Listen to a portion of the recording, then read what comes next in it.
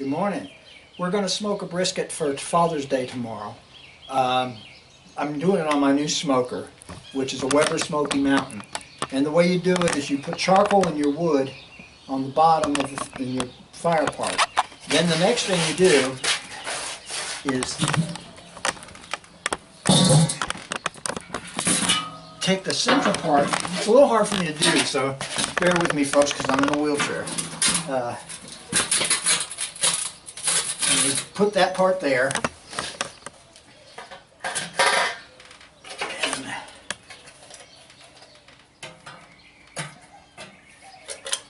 And I have my charcoal in my chimney starter with newspaper. What happened to the lighter here? There it is. And all you do is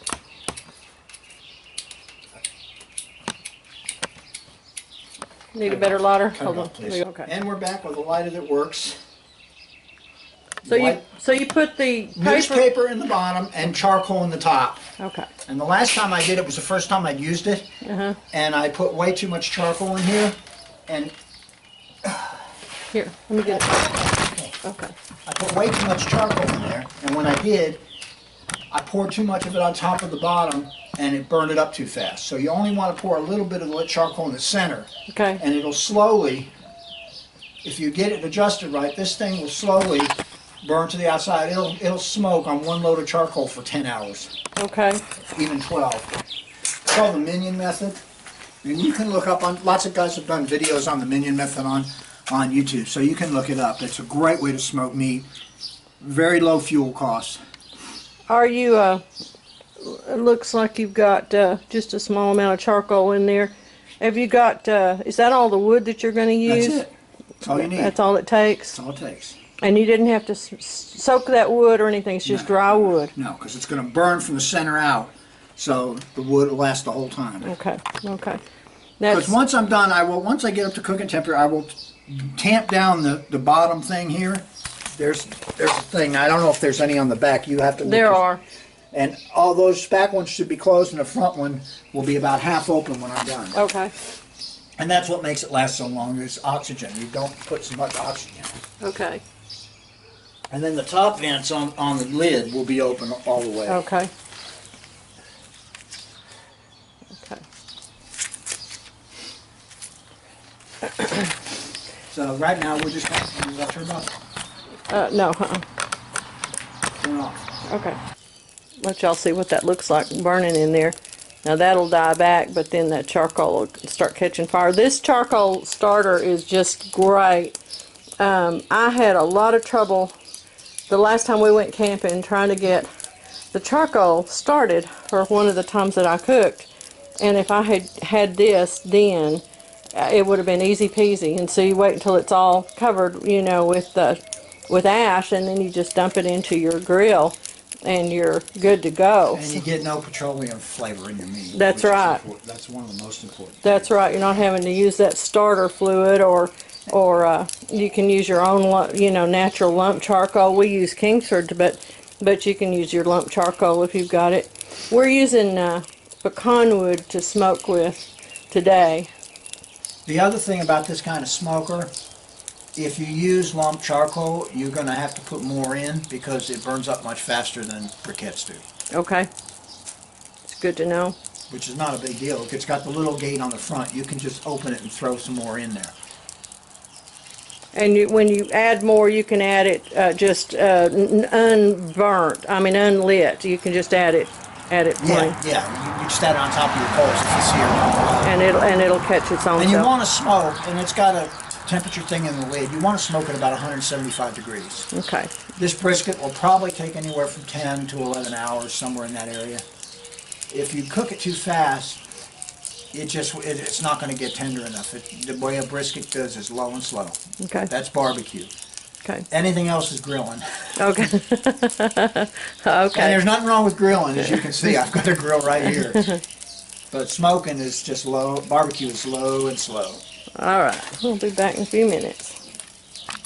I'm showing you how good this charcoal's light, and look how nice and fast that's going compared to using a ton of starter and waiting you know, half an hour fiddling with it, trying to get it going if you lay it out in the grill. So this is perfect. These little lighter gadgets are the best thing to have, and they're worth the investment. It wasn't, but I think this one was like 15 bucks, but I think you can get them for like 10.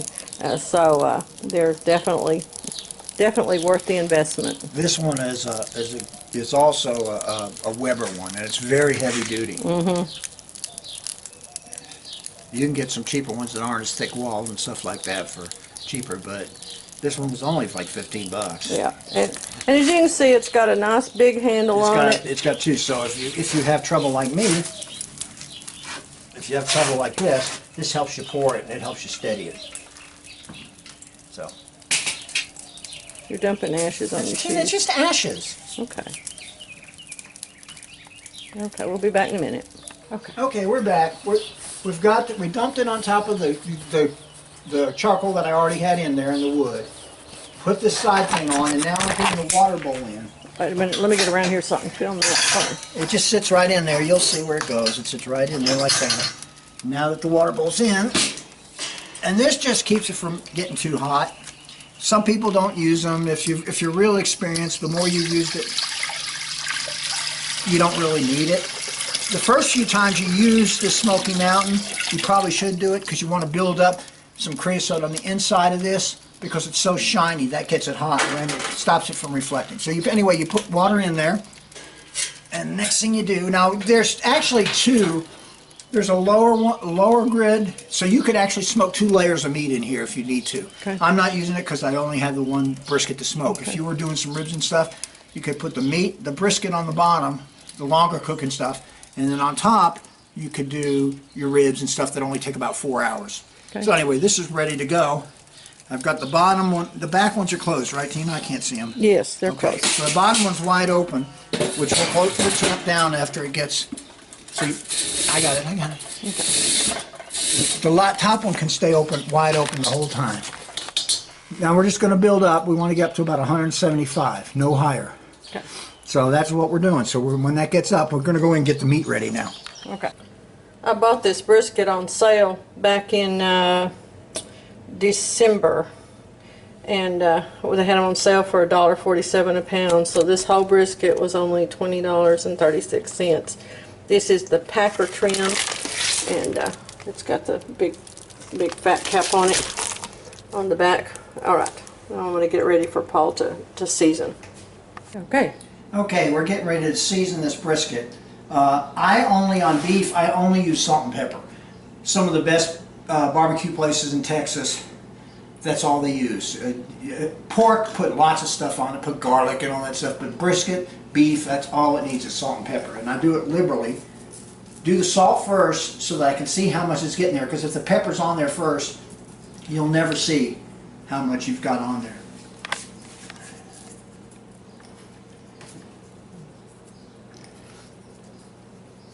It's a lot of meat, so don't be afraid that you're going to oversalt it.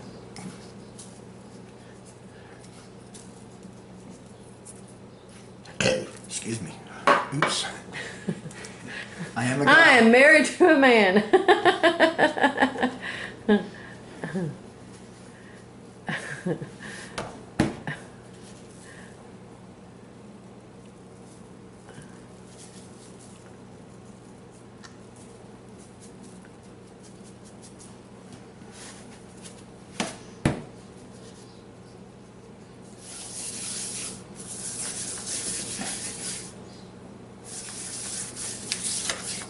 On the sides here. Okay, that's the bottom side. There's a big bunch of people that smoke brisket about would you do fat up or fat down? I'm in the fat up. I believe it bastes the meat. Some people say it doesn't make any difference. They do fat down for some reason. I don't know why they would, but anyway. Now you're not going to. Most people aren't going to eat this much fat, and it'll be trimmed off after it's cooked before you start slicing it. But to me, it keeps the meat from drying out.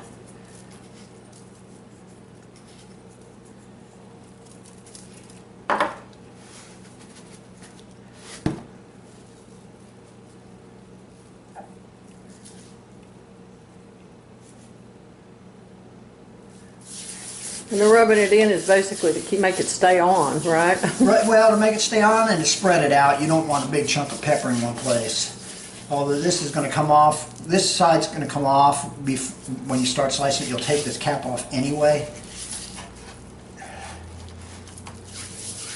Okay. And that's it. Okay. Okay. He's adjusted his bottom vent to be open by half. I can talk. Okay. Okay, I've got it up to 175, which is where I want it to be. And I've closed down that bottom vent. And now, I'm going to put this big brisket on there. Fat side up. That's what it is. It's fat side up. Yeah. There we go. It's barely going to fit on there. There we go. That's all. And that's it. Keep the top vent wide open because that's letting the smoke escape. The bottom vent you want close so that it stays at 175, and I will check it for a while to see what it gets up to. I don't want to get any higher than that. See how it went down when he opened the lid up? Now it'll take it a little bit to come back up to temp. Okay. So we'll wait and see. I don't want it, like I say, it's going right back up now. I just don't want it to go any higher. So I have to watch it till I get it set where it stays at 175. And you do that by adjusting the vents. Right. When you Once you have it, it'll stay there. Yeah. So you close them a little more to make the temperature drop. Open them a little more to make it go up. Well, stop laughing at me. There are women going to watch this. Ugh, fire. Ugh. Well, women are going to watch this too that are like me that don't understand how. And if they how get to one of regulate these, the they'll have their husbands do it for them. Well, they're not all married.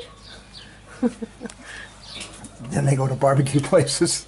Oh, you ornery man. I hope it says there. It looks like it's. I can see you in the barbecue grill in the top of the lid. Actually, when you get really used to this thing, you could probably cook at 195 or 190. That's what you want your internal temperature to be on the meat. Yeah, But you just don't want to cook it too fast. I don't actually go by internal temperature. So I can tell by feeling it. when you cook it slower, you're more likely to get that smoke ring that they talk about. Is that right? No, the smoke ring comes between, I don't even remember the temperatures, but it's between a certain temperature range. Okay. So the slower you get up to that temperature range in the meat, not the temperature of this, but the temperature of the meat, the longer it takes to get up there, the better chance of a smoke ring. Okay. Has nothing to do with flavor. But that's why some people, they want that smoke ring so bad, they will take their meat right out of the refrigerator and put it on so it takes longer to get through that range. Which is kind of what I did. Not intentionally, but It won't hurt it. Either way, it's going to Yeah. cook fine. Okay. It's just a matter of, that'll give you more of a chance of getting a big smoke ring because you'll be in that temperature range for a longer period of time. okay. Once you get above it, there's no smoke ring. Okay. And it's also true that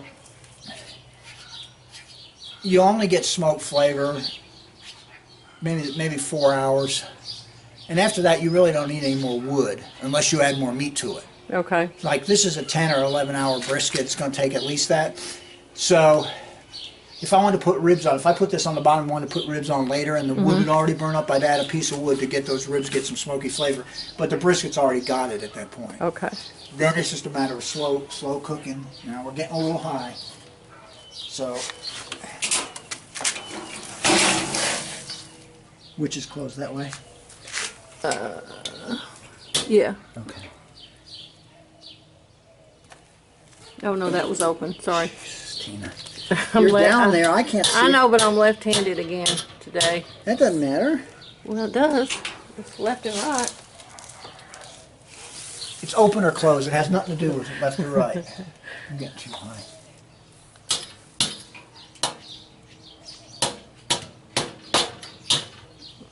Okay. Now there's some opening there. Yeah, right? there's just a tiny It's little okay. bit. I just want it to be at Yeah. 175. I've got to get it. Yeah. It stays there. Let me get over in here so I can see the. Just don't get above 200.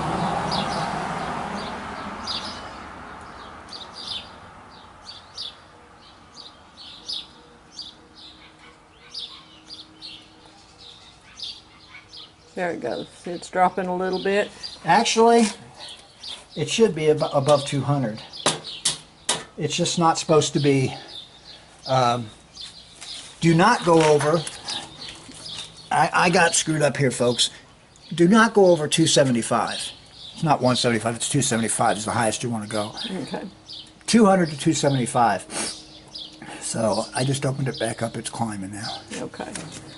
And it's got that built into the gauge for us on this grill. Eventually, if you're going to do a lot of smoking, you probably want to get one of those where it plugs right into the meat and has a little electronic thing. And you can set it to let you know when the internal temperature gets to a certain thing and it'll start beeping. Okay. They even have them now that where it sits out there and it'll start beeping. It's magnetic. It sits to the side here. Yeah. And then it'll go to your cell phone and let you know inside that your meat's reached that internal temperature. They're really neat. And they're about 60, 70 bucks, I think, on Amazon. Yeah. So. Yeah, see, it's climbing again. And this is the Weber Smoky Mountain Weber grill. Smoky Mountain. I said that at the beginning. Yep. Oh, okay. All right. I really like that this thing, you use a lot of fuel in offset smokers. Offset smoker is the one that got the box on the side with where you have the fire and it comes through and goes up through. They really smoke well, but man, you use a lot of fuel in those things because they're not very tight. This thing is so airtight that it just will last you. I need to open this some more. I can't tell which is open and which is closed. Okay. One of the things I forgot to mention is when you're smoking meat, you don't want a bunch of white smoke pouring out of that thing. That's too much. You just want to barely whisper smoke like I got now. That's it.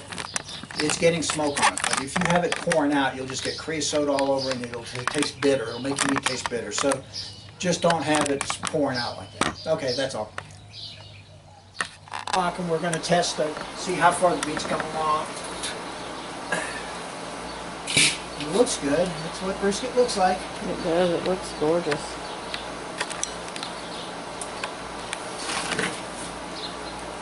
All that lovely bark on there.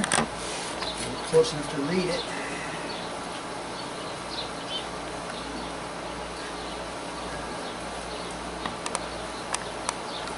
It's done. It's done? It's done. What's the temperature? 195. 195. Okay. So. All right. Let me go get our. Get a tray Uh-huh. and some foil. Okay. Here.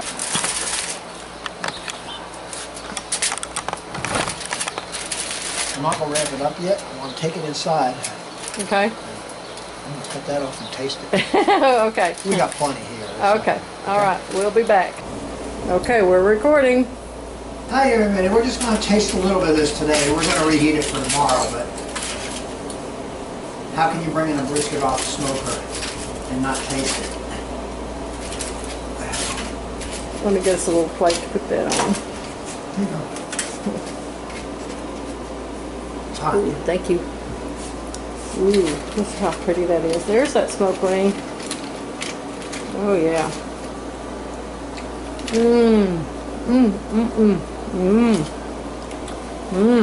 Good stuff. You did good, babe. This one's good. You did a good job. This is moist, and that's the dry end of the brisket too. That's the point end. Okay. Now are you going to wrap it in foil? Well, yeah. After we heat it tomorrow, so it's going to get wrapped in foil since I have what I want to eat. All right. All right. Thanks, you guys. That's how you do a brisket. Texas style. All right. Thanks a bunch. Bye.